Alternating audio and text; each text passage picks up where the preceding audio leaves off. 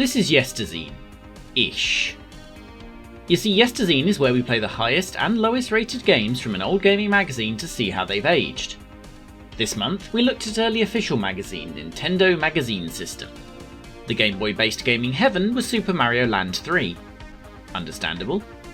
The gaming hell was the second and most awful of two attempts to make an Indiana Jones and the Last Crusade game on the NES. The magazine looked forward to what would eventually become the N64 for the first time. You should watch it, it was a great time.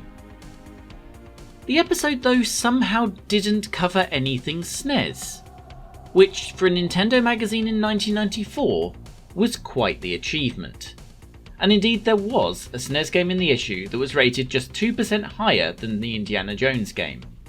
And I'm not sure you're going to believe what it is.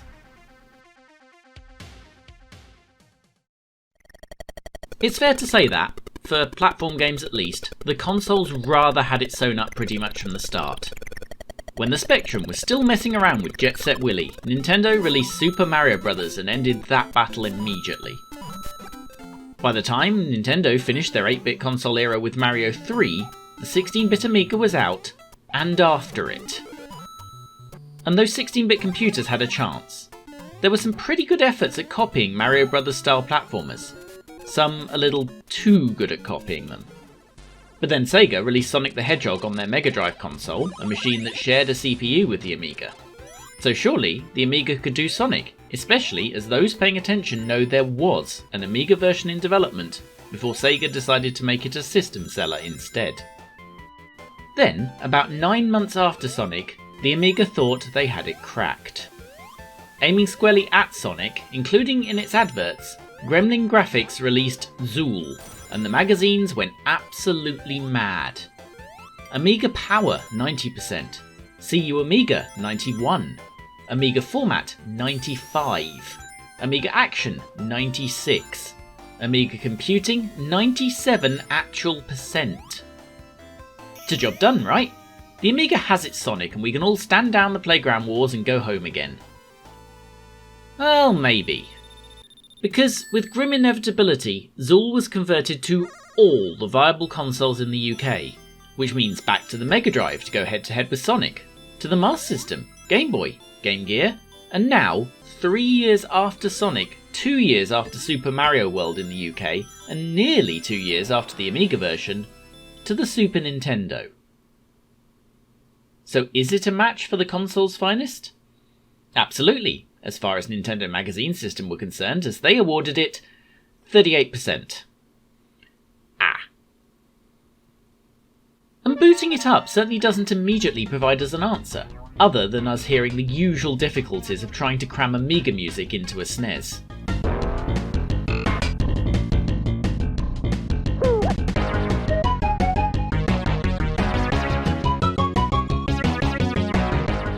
This thing appears to move okay, judging by the demo. I've deliberately not reacquainted myself with the Amiga version yet, but I don't remember this intro either. The attract mode certainly promises much.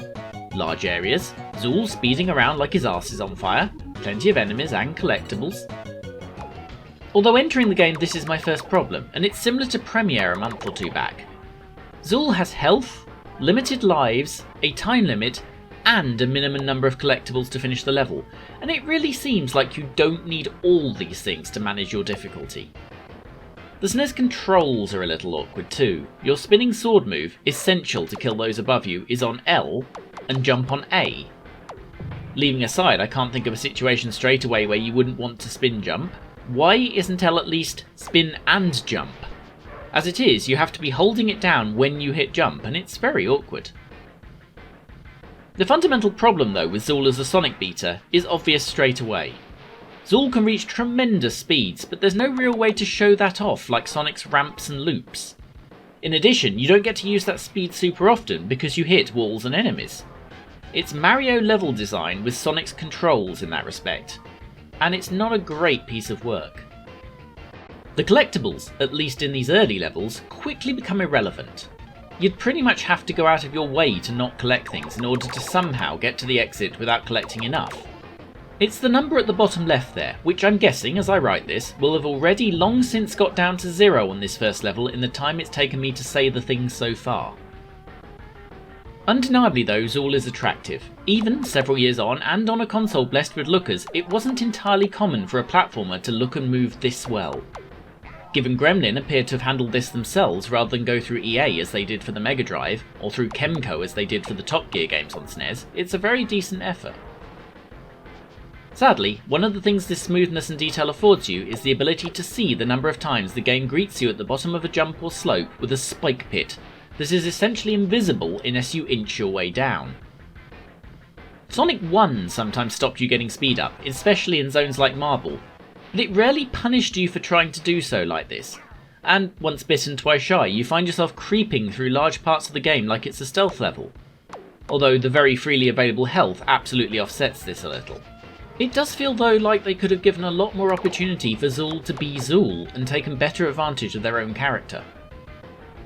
The biggest problem early on in Zool though comes in the last level of the first section, where you end up getting horribly bogged down in these chocolate waterfalls. Zool can't jump when wading, and moves incredibly slowly, which, time limit notwithstanding, is just horribly irritating for a character based on speed.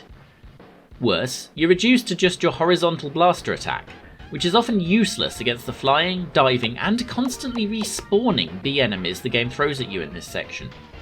You'll note also the exit is up and right from here according to the indicator in the bottom left. This is both entirely true and a complete goddamn lie. This video could have ended here easily if I hadn't discovered the biggest mistake of this SNES version. To find the exit on this level, not only do you have to go in the opposite direction to that indicated and make your way to the left over all this entirely dreary slow trudge of a section, but you then have to, here, leap left into what appears to be clear space in order to reach invisible platforms, and there's an entire mandatory section of this bollocks if you're ever going to find your way out. A platform game should rarely to never rely on leaps of faith to find an exit, especially leaps of faith in the literal opposite direction to where it's told you the exit is, and never when it's also a platform game that spent most of the previous level establishing you should be aware of blind traps at every twist and turn. In the spirit of comparison, I went back to that Amiga, and after waiting roughly 3 ice ages for it to load and then arguing with it over not supporting an external drive, what we actually discover is both good and bad. The levels are completely different and generally better.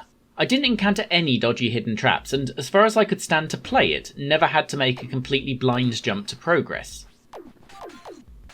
The trouble is, the controls have aged even worse than the SNES version. The most notable problem is the totally not the same as Sonic spin attack, which is mapped to your single fire. On SNES you can at least hold L and jump to be spinning right away. On Amiga this isn't an option, and so you have to push up and then hope you hit fire quick enough to not die. And it's worse if you do, because your invulnerability lasts much less time than it does on the SNES, and climbing up walls is a lot harder. So there are situations like here with the spikes everywhere, and the spiky enemy on the wall, where once down there it's next to impossible to get out of these, as there's nowhere to stand to shoot the enemy. So fine, I happen to own other Zools. And the Mega Drive one is very similar to the SNES, but with 2 vital differences. The crappy section at the end of World 1 Act 4 is much easier on what jumps it makes you do, and none of them are blind. It also doesn't constantly respawn the bees, but both of these seem patches on having a treacle section in a speed platformer. It shares the love of surprise traps though, and the spin dash for some reason still requires you to push the button after you're in the air, despite being mapped to a separate one, which makes absolutely no sense. Special mention though needs to go to the little known Master System version, not least for that PSG version of the theme that's better than on anything except the Amiga.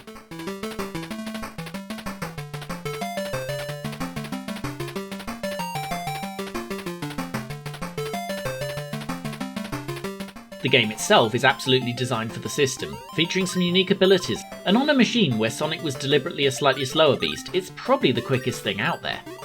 Same issue with the spin jump of course, but this is a version that outperforms the system, and frankly is still better now than I'm suddenly considering that Amiga version to be. I can see why Zool was groundbreaking on an Amiga in 1992. but it's aged as badly as any Amiga platformer, and to be honest, especially with the level design issues NMS correctly also identified, it had aged even before it hit the SNES, where of course they were asking for twice the price. 38% is harsh, but given it's coming on the back of Zool entering a crowded genre the SNES specialised in, while also featuring amateur-hour level design and awkward controls that didn't really take the pad into consideration, I can see their point. That said, in 2021, with the possible exception of that Master System version, I actually think it might be this one that's aged best if you wanted to go back and experience Zool. It's remarkable really how different the versions of the game actually turned out to be. Yesterzine returns fully in 2 weeks. There are various buttons you can click, including the like, subscribe and bell ones. Do all 3 and there is a small chance YouTube will actually take the hint and tell you about it. Maybe. Later!